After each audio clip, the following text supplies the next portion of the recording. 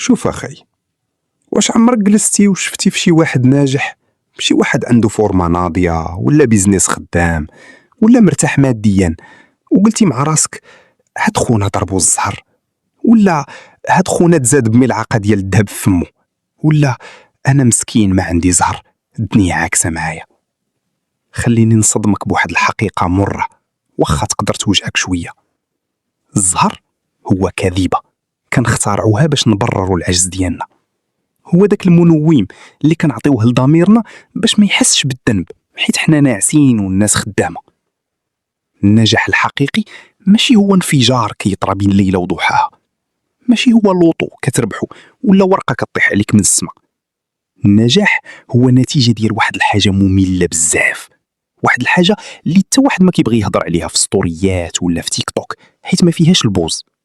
هاد الحاجه هي التراكم. تخيل معايا مكعب ديال الثلج محطوط في بيت حرارته 25 درجه، واش غيدوب؟ لا، زدت في الحراره ل 26 27 28، واش كاين شي تغيير؟ والو. البيت كيسخن ولكن الثلج باقي هو 29 30 31، والو. ولكن ملي كتوصل الحراره ل 32 درجه الصفر مئوي كيبدا الثلج يدوب. واش ديك الدرجه الاخيره هي اللي دوباتو؟ واش هي المعجزه؟ لا، هي نتيجه ديال كاع داك التعب اللي درتيه فاش كنتي كتسخن البيت من 25 ل 31. كاع داك الوقت اللي كنتي كتخدم فيه وما كيبان والو كان ضروري باش توصل لهذيك اللحظه ديال الذوبان. هذه هي حياتك، كدير مجهود اليوم غدا وبعده وما كيبان والو، كتقول هادشي ما خدامش، انا كنضيع وقتي.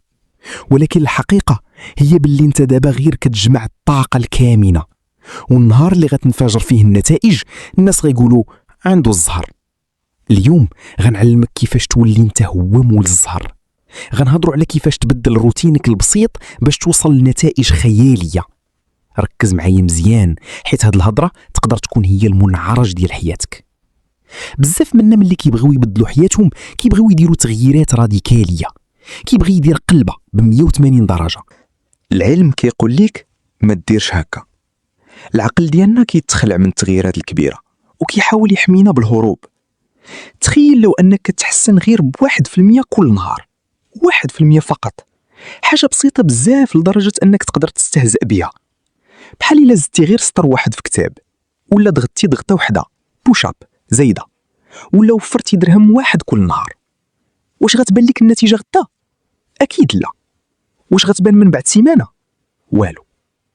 ولكن واش عرفتي باللي هاد 1% الا بقيتي مداوم عليها عام كامل غتولي احسن ب37 مره مما كنتي عليه؟ 37 مره. تخيل القوه ديال هذا الرقم. هذه هي الفائده المركبه compound interest اللي قال عليها اينشتاين هي الاعجوبه الثامنه في العالم. في المغرب عندنا واحد المثل زوين وعميق كيقول قطره بقطره كيحمل الواد. فكر فيها مزيان، الواد ما كيحملش بتسونامي مفاجئ نزل من السماء، الواد كيحمل بقطرات صغار، كل قطره بوحدها ما عندها قيمه، ولكن فاش كيتجمعوا وبانتظام كيوليو قوه مدمره ما كيحبسها والو. المشكل هو باللي حنا عايشين في عصر الزربه، بغينا الريفولوسيون ماشي الايفولوسيون. بغينا نوليو اغنياء في 24 ساعه وبغينا سيكس باك في 3 ايام. هاد العقليه هي اللي كتخلينا ديما في بلاصتنا.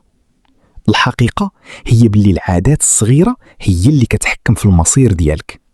العاده هي الفائده المركبه ديال تطوير الذات. كما ان الفلوس كتولد الفلوس، العادات كتولد النتائج. فاش كتاكل وجبه خفيفه صحيه اليوم ما غتوليش مانكان غدا، ولكن فاش كتعاود هاد الفعل عام كامل صحتك كتبدل بمره، وجهك كيضوي وطاقتك كتولي خياليه.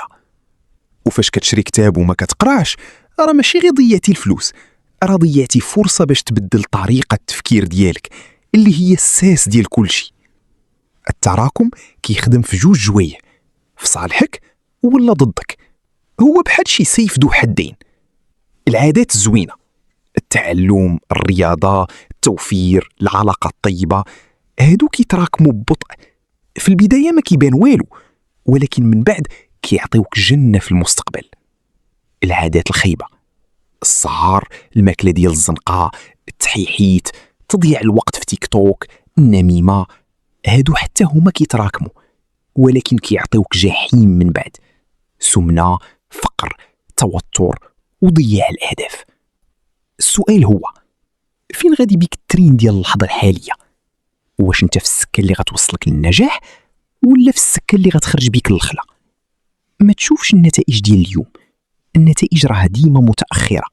وصلنا لنهاية فيديو اليوم. يسعدني جدا معرفة رأيكم في التعليقات. إذا كنت لم تشترك بعد، فهذا هو الوقت المناسب للانضمام إلى عائلتنا على القناة. ولا تنسى إرسال رابط الفيديو لصديق تعتقد أنه مهتم بهذا الموضوع. دعمكم هو المحرك الأساسي لنا للاستمرار.